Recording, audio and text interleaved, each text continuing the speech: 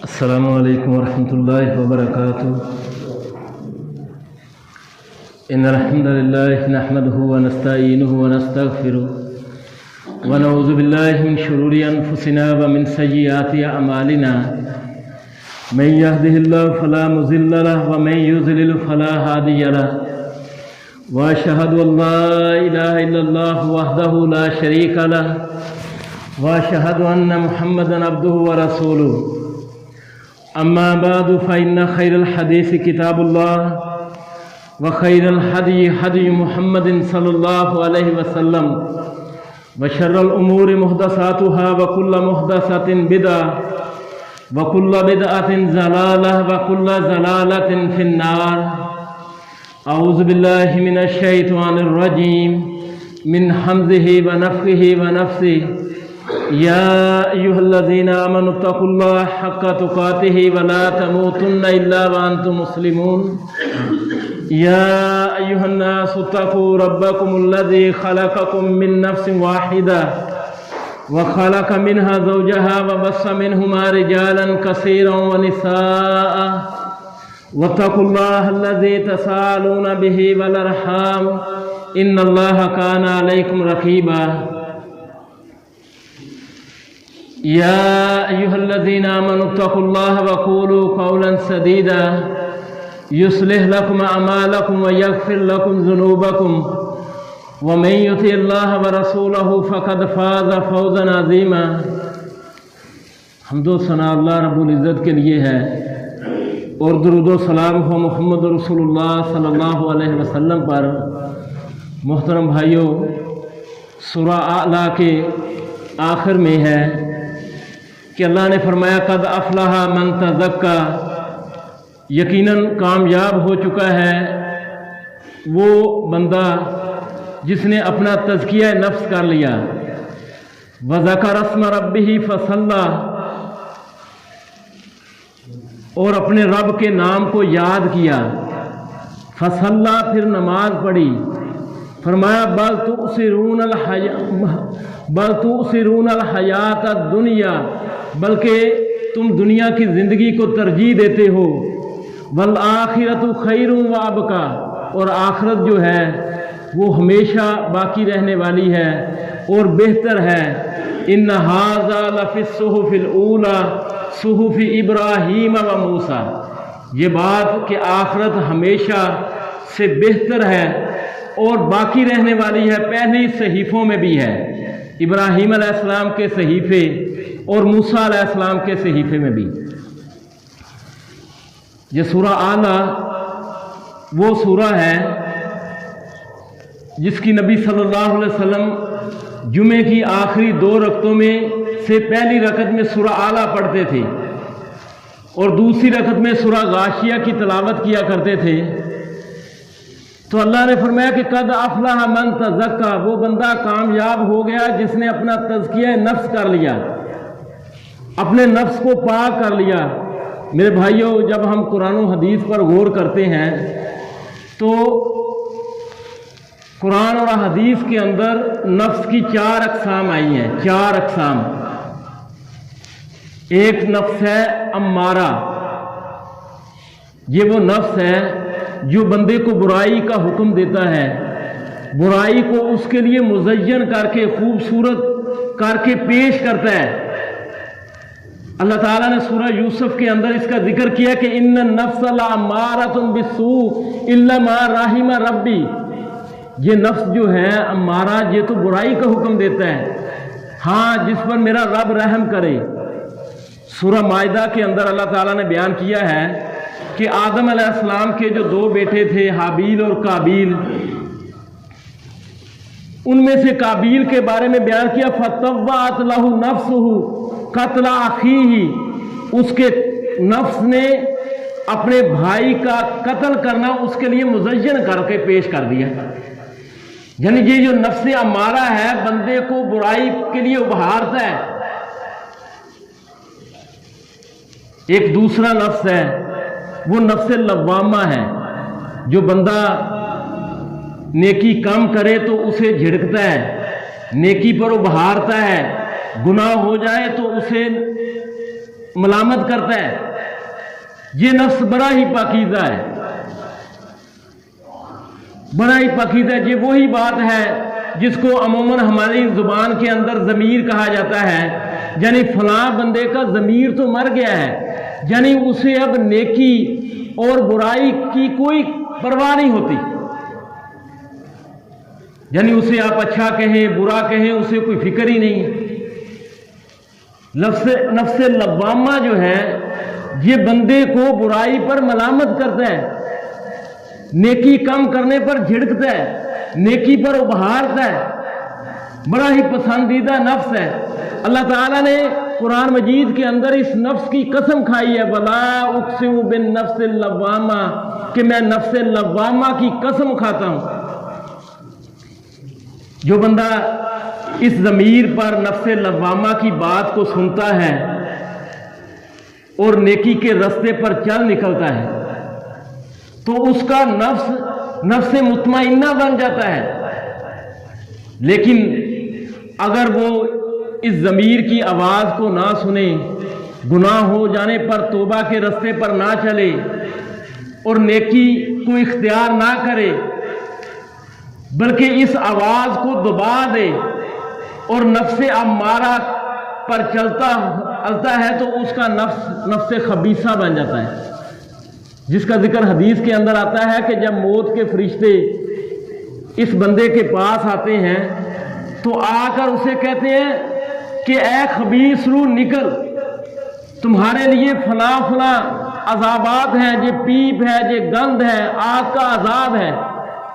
لیکن اگر بندہ نیکی کو اختیار کرتا ہے، ضمیر کی آواز کو سنتا ہے، جیسے آدم علیہ السلام نے کیا، ربنا ظلمنا انفسنا وان لم تغفر لنا وترحمنا لنکونن من الخاسرین، اے ہمارے رب ہم نے اپنی جانوں پر ظلم کیا ہے اور اگر تو نے رحم نہ کیا، تو نے ہمیں بخشا نہ، تو ہم گھاٹا پانے والوں میں سے ہو جائیں گے۔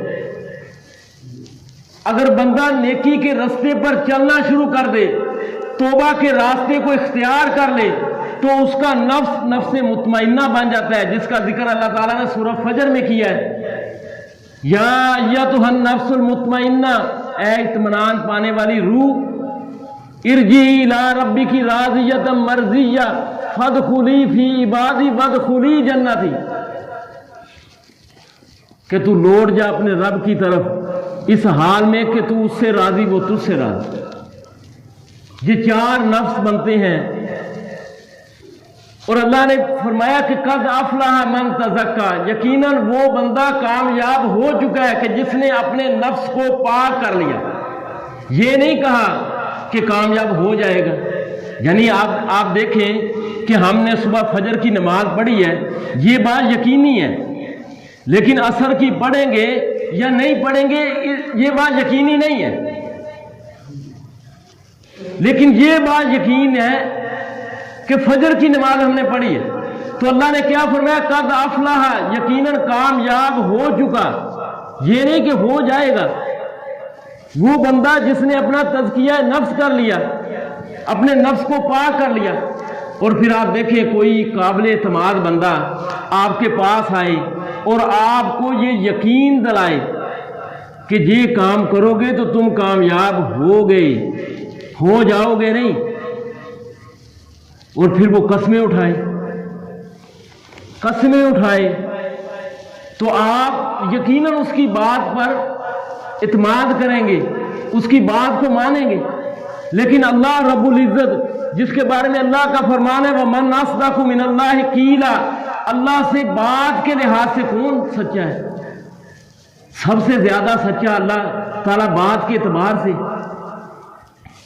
اللہ تعالیٰ قسمیں اٹھاتے ہیں قرآن مجید کے اندر، آپ دیکھیں سورج شمس کے علاوہ کوئی اور مقام نہیں ہے کہ جہاں اللہ تعالیٰ نے 11 قسمیں اٹھائی ہوں، 11 قسمیں اٹھا کر ایک بات کی ہے کہ وہ بندہ کامیاب ہو چکا۔ سورج شمس کا آغاز ہوتا ہے 11 قسمیں اٹھائیں، آپ دیکھیں والشمسی، سورج کی قسم، وضحاہا، اور اس کی دھوپ کی قسم، یہ 2 قسمیں ہوگی، والقمری اذا تلاہا، اور چاند کی قسم جب وہ اس کے پیچھے آئے، تیسری قسم،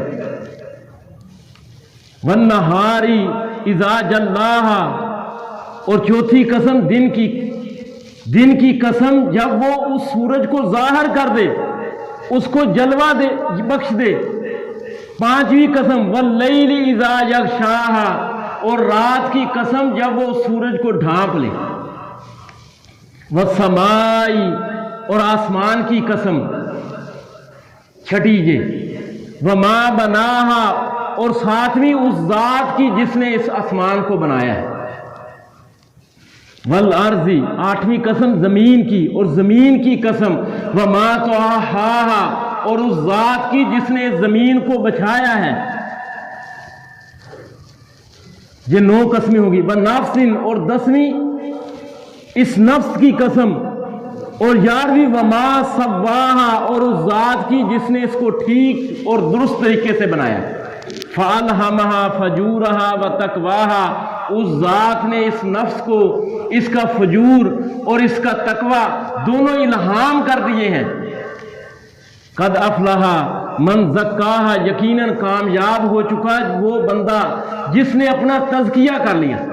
یہ 11 قسمیں اٹھا کر اللہ تعالیٰ نے فرمایا یقیناً کامیاب ہو چکا وہ بندہ جس نے اپنا تزکیہ کر لیا، وقد خاب من دساہا، اور وہ بندہ جس نے اپنے اس نفس کو ضمیر کی جو آواز ہے اس کو دبا کر اپنے نفس کو خبیث رستے پر ڈال دیا۔ کامیاب کون ہوا؟ جس نے ضمیر کی آواز کو سنی، ضمیر نے اسے کہا تجھ سے غلطی ہو گئی ہے، توبہ کے رستے کو اختیار کر لے، اس نے توبہ کر لی۔ ضمیر نے کہا کہ نیکی کر، نیکی کم کرنے پر یہ نفس لوامہ اسے جھڑکتا ہے، اس کی آواز کو سن کر اس نے اپنے نفس کو مطمئنہ کر لیا، تو اللہ نے فرمایا یا ایتھا النفس المطمئنہ ارجعی الی ربک راضیۃ مرضیہ فادخلی فی عبادی وادخلی جنتی۔ اے نفس مطمئنہ، فرشتے آتے ہیں اس کے پاس، لوٹ جا اپنے رب کی طرف اس حال میں کہ تو اس سے راضی، وہ تجھ سے راضی۔ اب دیکھیں سورج شمس کے اندر اللہ تعالیٰ نے سورج، چاند، دن، رات، دھوپ اور چاند کی روشنی اور آسمان و زمین کے اندر جو کچھ ہے یہ بیان کیا کہ اے انسان یہ میں نے تیرے لیے پیدا کیا ہے اور تجھے اپنی عبادت کے لیے پیدا کیا ہے۔ وَمَا خَلَقْتُ الْجِنَّ وَالْإِنسَ إِلَّا لِيَعْبُدُونَ۔ اب تو اپنے آپ کو اس عبادت کے لیے سنوار لے۔ وَمَن يُطِعِ اللَّهَ وَرَسُولَهُ فَقَدْ فَازَ فَوْزًا عَظِيمًا۔ آپ دیکھیں عید کے دن اگر کوئی بچہ آپ سے کہے کہ میرے پاس اتنے پیسے ہیں، بہت بڑی رقم ہے، تو آپ دیکھیں گے کہ اس کا باپ کیا ہے، ڈاکٹر ہے، انجینئر ہے یا پروفیسر ہے یا اس کی کوئی مل ہے، اس بچے کو دینے والے کو دیکھیں گے نا۔ تو اللہ کیا فرما رہا ہے، مَن يُطِعِ اللَّهَ وَرَسُولَهُ فَقَدْ فَازَ فَوْزًا عَظِيمًا، کہ جس بندے نے اللہ اور اس کے رسول کی اطاعت کی اس نے بڑی کامیابی حاصل کر لی۔ یہ دینے والا کون ہے؟ اس نے بڑی کامیابی حاصل کر لی۔ یہ آپ دیکھیں کہ یہ نفس کو پاک کرنا یہ بڑی کامیابی ہے، اور یہ جو ہمارا نفس ہے یہ ہمارے پاس اللہ تعالیٰ کی امانت ہے۔ اسی وجہ سے ہم اس نفس کو ختم نہیں کر سکتے، خودکشی کے رستے کو اختیار نہیں کر سکتے، اور اس نفس کو اگر ہم گناہوں میں آلودہ کریں گے تو یہ تباہ کن ہے، کیونکہ گناہ جو ہیں یہ بندے کو اللہ تعالیٰ سے دور کرنے والے ہیں۔ اس نفس کو پاک کرنے کے لیے اللہ تعالیٰ نے نبی بھیجے ہیں۔ موسیٰ علیہ السلام کے بارے میں اللہ تعالیٰ نے فرمایا اذهب الى فرعون انه طغى، اے موسیٰ فرعون کے پاس جا، وہ سرکش ہو گیا ہے۔ انه طغى فقل هل لك الى ان تزكى، اور اس سے جا کر کہے کہ اے فرعون تیرے لیے ہے کہ تو اپنے نفس کو پاک کر لے۔ واهديك الى ربك فتخشى، اور میں تیرے رب کی طرف رہنمائی کروں تاکہ تیرے دل کے اندر کوئی خوف پیدا ہو۔ نبی صلی اللہ علیہ وسلم نے فرمایا کہ میں اپنے باپ ابراہیم علیہ السلام کی دعا کا نتیجہ ہوں۔ اللہ تعالیٰ نے قرآن مجید کے اندر 3 مقامات پر ابراہیم علیہ السلام کی دعا کا ذکر کیا ہے۔ سورہ جمعہ کے اندر اللہ نے فرمایا هو الذی بعث فی الامیین رسولا منہم، اللہ وہ ذات ہے جس نے امیوں کے اندر وہ لوگ جو لکھنا پڑھنا نہیں جانتے تھے۔ یہ لکھنا پڑھنا جو ہوتا ہے یہ فن ہے، کسی کو اچھا آتا ہے کسی کو اچھا نہیں آتا۔ نبی صلی اللہ علیہ وسلم کو نہیں آتا، نہ آپ دیکھ کر لکھ سکتے تھے نہ آپ پڑھ سکتے تھے۔ لکھنا پڑھنا کوئی علم نہیں ہے۔ اللہ کے نبی صلی اللہ علیہ وسلم تو معلم اعظم تھے، فرمایا انا بعثت معلما، مجھے معلم بنا کر بھیجا گیا ہے، لیکن لکھنا پڑھنا فن ہے۔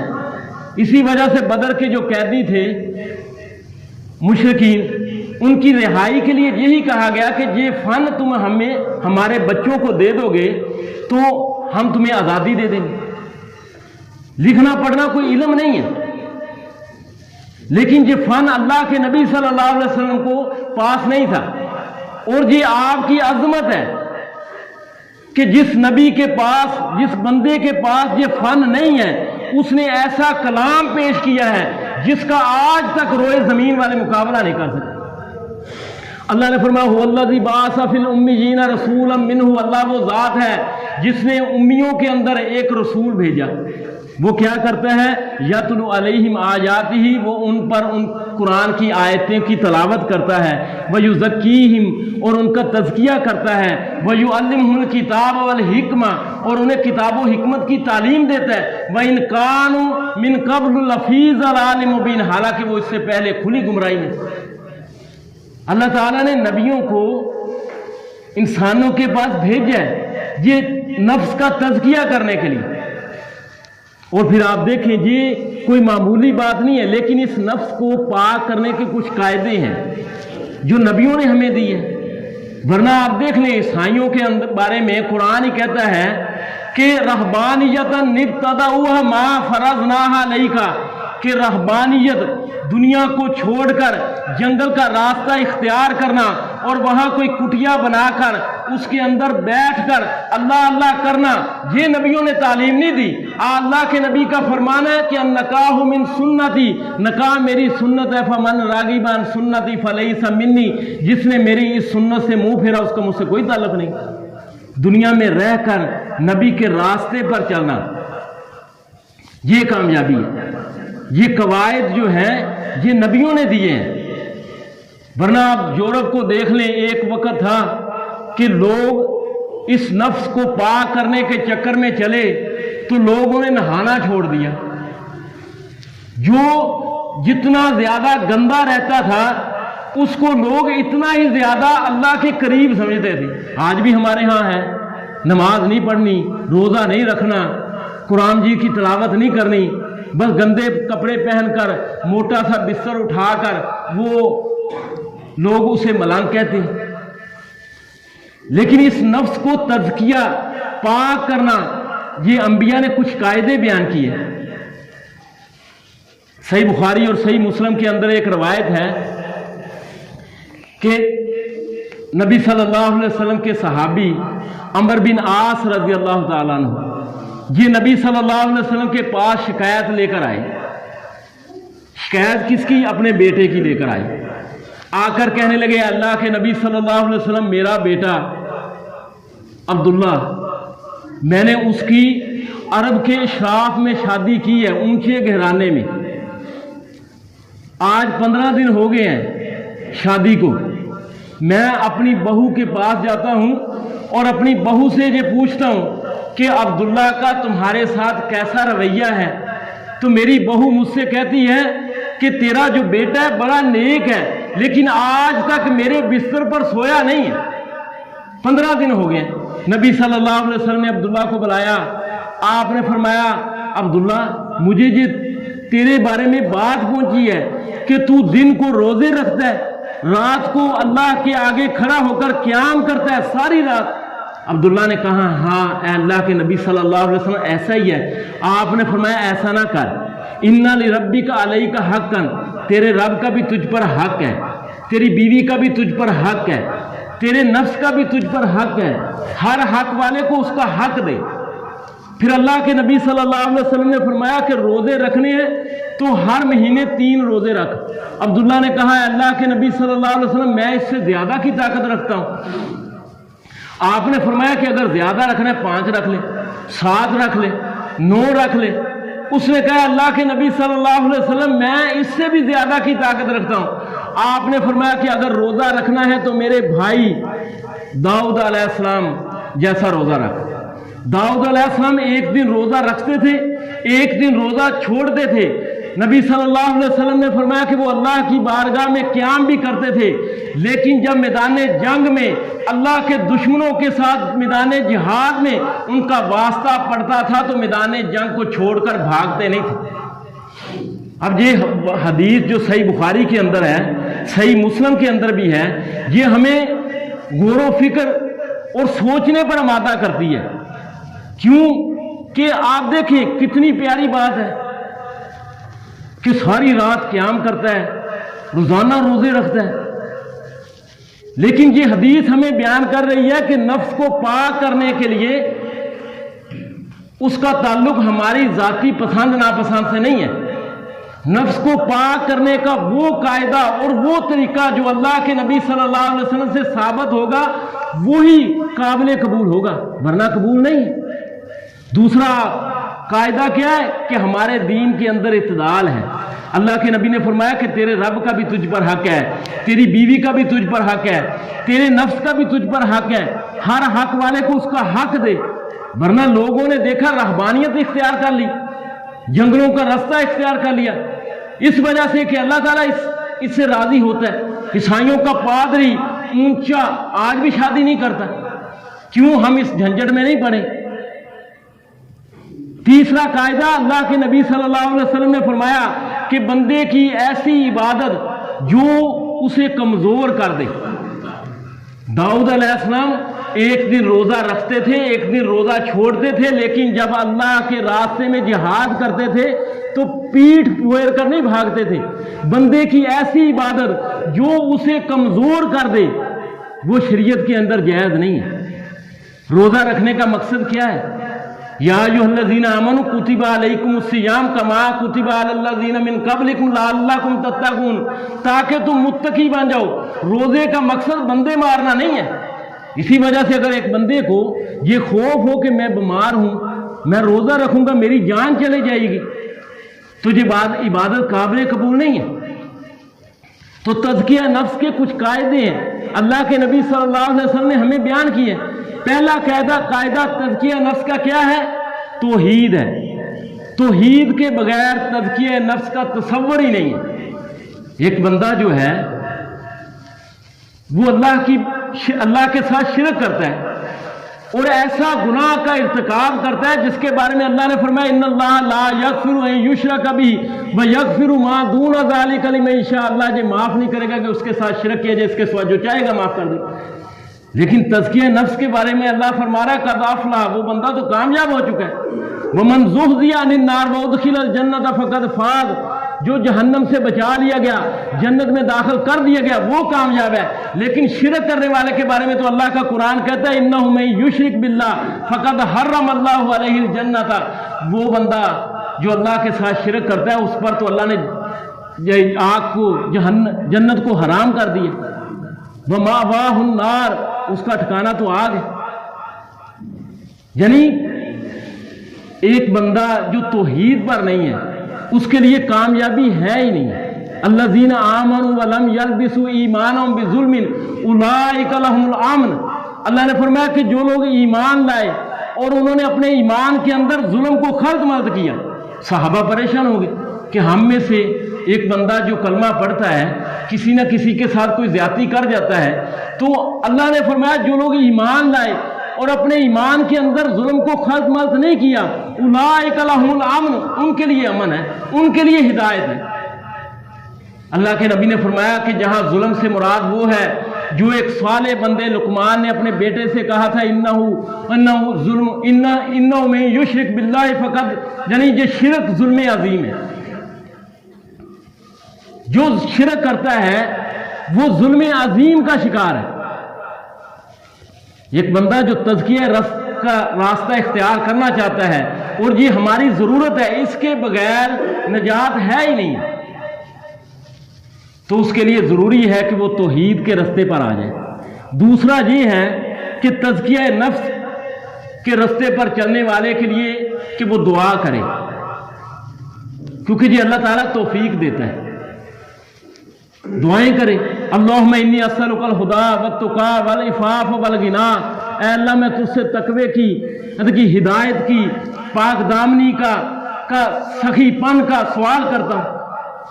اللہ کے نبی صلی اللہ علیہ وسلم دعا کیا کرتے تھے، اللہم آتی نفسی تقواہا، اے اللہ تو مجھے تقوی کی نعمت سے نواز دے، وزکی انت خیر من زکاہا، تو بہترین ہے جو نفسوں کو پاک کرنے والی ذات ہے، انت مولاہا، تو ہی کارساز ہے، انت ولیہا، تو ہی اس کا رکھوالا ہے۔ یا مقلب القلوب ثبت قلوبنا علی طاعتک، اے دلوں کو پھیرنے والے میرے دل کو اپنی اطاعت پر جما دے۔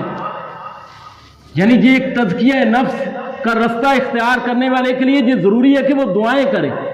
تیسرا، قرآن پر غور و فکر کرے۔ قرآن اللہ کی بہترین کتاب ہے۔ نبی صلی اللہ علیہ وسلم کا فرمانا خیرکم من تعلم القرآن وعلمہ، تم میں سے بہترین وہ ہے جو قرآن کو سیکھے اور سکھائے کا ہمارے ہاں رواج ہی نہیں ہے۔ ہمارے ہاں رواج ہے پڑھنے کا، تلاوت کا، زیادہ سے زیادہ ہم تیر ماریں گے تو اپنے بچے کو حفظ کرا دیں گے، لیکن سیکھنا سکھانا کیا ہے؟ افلا یتدبرون القرآن ام علی قلوب اقفالھا، کیا ان لوگوں کے دلوں پر تالے پڑے ہوئے ہیں؟ کیا یہ لوگ قرآن میں غور و فکر نہیں کرتے، تدبر نہیں کرتے؟ تدبر ہے کسی چیز کے انجام پر غور و فکر کرنا اور پھر اس پر لایا عمل بنا کر پوری زندگی بسر کرنا۔ اللہ نے فرمایا کہ لقد انزلنا الیکم کتابا فیہ ذکرکم، ہم نے تمہارے اندر ایک کتاب نازل کیا جس میں تمہارا ذکر ہے۔ اللہ کے سامنے کھڑے ہو کر ہم کہتے ہیں ایاک نعبد و ایاک نستعین، اے اللہ ہم تیری ہی عبادت کرتے ہیں اور تجھی سے مدد مانگتے ہیں۔ ایک نماز میں حاضر ہوتے ہیں، دوسری میں حاضر ہی نہیں ہوتے، اللہ کو بھی پتہ چل جاتا ہے جھوٹ بول کر گیا۔ یعنی یہ تدبر کیا ہے کہ اس انجام پر غور و فکر کر کے لائے عمل بنا کر پوری زندگی بسر کرنا۔ قرآن میں آپ دیکھ لیں سلف صالحین کس طرح غور و فکر کیا کرتے تھے۔ اللہ نے فرمایا کہ جب موسیٰ علیہ السلام سے اور ہارون علیہ السلام دونوں سے جو اللہ تعالیٰ نے فرمایا اذهبا الی فرعون انہ طغی، کہ تم دونوں فرعون کے پاس جاؤ وہ سرکش ہو گیا ہے، تو آگے کیا فرمایا فقولا قولا لینا، اور اس سے جا کر نرمی سے گفتگو کرنا۔ یحییٰ بن معین رحمہ اللہ نے جب یہ قرآن کی آیت سنی تو کہنے لگے یا رب، یہ تیری نرمی اس شخص کے بارے میں جو بچوں کو قتل کرتا تھا، جس نے بنی اسرائیل کو غلام بنا رکھا تھا، اور جو یہ کہتا تھا کہ انا ربکم الاعلی، یہ تیری نرمی اپنے دو نبیوں کے ساتھ یہ کہ اس کے پاس جانا اور اس سے نرمی سے بات کرنا، لیکن تیری نرمی اس بندے کے ساتھ کیسی ہوگی جو سجدے میں سر رکھ کر یہ کہتا ہے سبحان ربی الاعلی۔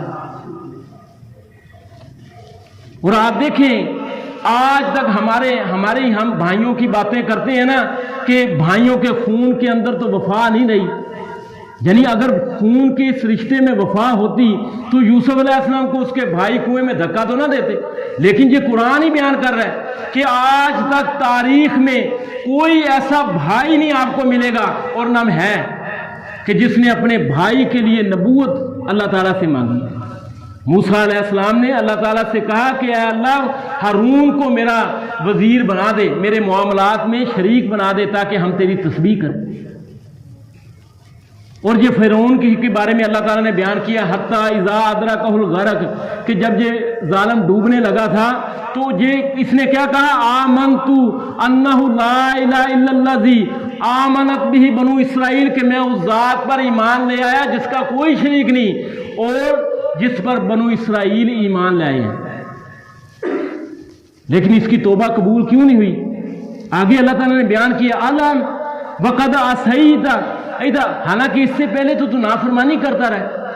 اللہ کے نبی کا بھی یہ فرمان ہے کہ ان اللہ یقبل التوبہ ما لم یغرغر، اللہ تعالیٰ بندے کی توبہ قبول کرتا رہتا ہے جہاں تک کہ جان حلق میں نہ اٹک جائے۔ جب جان حلق میں اٹکے گی اس وقت تو توبہ کو کوئی فائدہ نہیں، یا سورج جب مغرب سے نکلے گا اس وقت اگر بندے توبہ کریں گے تو کوئی توبہ قبول نہیں۔ لیکن علماء نے جہاں ایک نقطہ بیان کیا ہے وہ نقطہ یہ ہے کہ فرعون ڈوب رہا تھا اور ساتھ یہ کہہ رہا تھا کہ اللہ کے سوا کوئی عبادت کے لائق نہیں، اور میں ایمان لے آیا جس طرح بنو اسرائیل ایمان لائے، یعنی اس کے دل میں ابھی بھی موسیٰ اور ہارون کے بارے میں بغض تھا۔ ورنہ جادوگروں کے بارے میں قرآن کیا کہتا ہے؟ انہوں نے کہا قالوا آمنا برب العالمین برب موسیٰ و ہارون۔ اس ظالم نے ڈوبتے وقت بھی موسیٰ اور ہارون کا نام نہیں لیا، لیکن جادوگروں نے کیا کہا کہ ہم ایمان لے آئے رب العالمین پر، موسیٰ اور ہارون کے رب پر۔ اگر ایک بندہ جو تزکیہ نفس کے رستے پر چلا ہے اس کے دل کے اندر نبی کی تعلیم کے بارے میں بغض ہوگا تو یاد رکھو اس کا کوئی عمل قبول نہیں ہوگا، چاہے وہ عمل کر رہے ہیں، داڑھی رکھی ہوئی ہے لیکن دل کے اندر داڑھی میں بارے میں بغض اختیار کرتا ہے، اپنے دل کی بھڑاس نکالتا ہے۔ ایک عورت جو پردہ کرتی ہے، پردہ کرنے کے باوجود پردے کو ناپسند کرتی ہے، چادر شلوار ٹخنوں سے اوپر رکھنا جو اللہ کے نبی صلی اللہ علیہ وسلم کی سنت ہے، کبیرہ گناہ ہے، لیکن ایک بندہ اگر اس کا مذاق اڑاتا ہے تو یاد رکھو یہ نبی کی تعلیم سے بغض اختیار کر رہا ہے اور اس کا کوئی عمل قابل قبول نہیں، کیونکہ اللہ تعالیٰ نے ہمارے لیے تزکیہ نفس کے لیے ایک نمونہ چھوڑا ہے، وہ کیا ہے؟ اللہ کا نبی صلی اللہ علیہ وسلم۔ اس لیے تزکیہ نفس کے لیے کچھ اور باتیں ہیں، وہ ہے کچھ دروازے بند کرنا ضروری ہے، کچھ کھڑکیاں بند کرنا ضروری ہے۔ یہ کان ہیں، ان سے گانے سننا، یہ آنکھیں ہیں، ان سے برائی کو دیکھنا، اس کو بند کرنا ضروری ہے۔ اللہ نے فرمایا قل للمؤمنین یغضوا من ابصارہم، کہ اپنی آنکھوں کو بند رکھیں، ویحفظوا فروجہم، اور اپنی شرمگاہوں کی حفاظت کریں۔ پہلے اللہ تعالیٰ نے آنکھوں کا ذکر کیا، آنکھوں سے بھی پہلے بات چیت ہوتی ہے۔ قرآن کیا کہتے ہیں؟ موسیٰ علیہ السلام سے اللہ تعالیٰ نے ہم کلام ہوئے ہیں، کلیم اللہ تھے، لیکن موسیٰ علیہ السلام نے ہی یہی مطالبہ کیا تھا یا اللہ میں تجھے دیکھنا چاہتا ہوں۔ جو بندہ کسی نامحرم سے فون پر باتیں کرتا ہے تو اس کا لازمی نتیجہ نکلے گا کہ کل وہ اسے کہے گا کہ میں تجھے ملنا چاہتا ہوں، تجھے دیکھنا چاہتا ہوں۔ تو اللہ نے یہی فرمایا وَلَا تَقْرَبُوا الزِّنَا إِنَّهُ كَانَ فَاحِشًا، زنا کے قریب نہ جاؤ۔ یہ زنا کے قریب جانے والی جو کھڑکیاں دروازے ہیں ان کو بند کر لو۔ منہ ہے، ان سے غیبت کرنا، چگلی کرنا، جھوٹ بولنا، جہاں اس کو بند کرنا ضروری ہے وہاں اس سے حرام کھانے کے لیے بھی بند کر۔ اس کے علاوہ یعنی کہ موت کو کثرت سے بندہ یاد کرے، اور اپنی جو مجلس ہے جن کے ساتھ اس کو اٹھنا بیٹھنا ہے وہ ایسے لوگ ہوں جو نیک ہوں، کیونکہ بندہ جو ہے، انسان جو ہے جو تاثر قبول کرتا ہے۔ آپ کسی کے پاس سے گزر رہے ہیں، وہ اگر ہنس رہا ہے تو آپ کے چہرے پر بھی مسکراہٹ آ جائے گی، لیکن اگر وہ بیٹھے رو رہے ہیں تو آپ کے چہرے پر بھی جو ہنسا ہو جائے گا۔ بندہ تاثر قبول کرتا ہے۔ اللہ کے نبی نے فرمایا کہ اپنے دوست کو دیکھو وہ کیسا ہے، اگر دوست متقی ہے، پرہیزگار ہے تو کل قیامت کے دن یہ دوستی فائدہ دے گی، ورنہ بندہ کہے گا کہ کاش میں نے فلاں کو دوست نہ بنایا ہوتا۔ اللہ تعالیٰ سے دعا ہے وہ بات کو سمجھنے اور عمل کرنے کی توفیق عطا فرمائے۔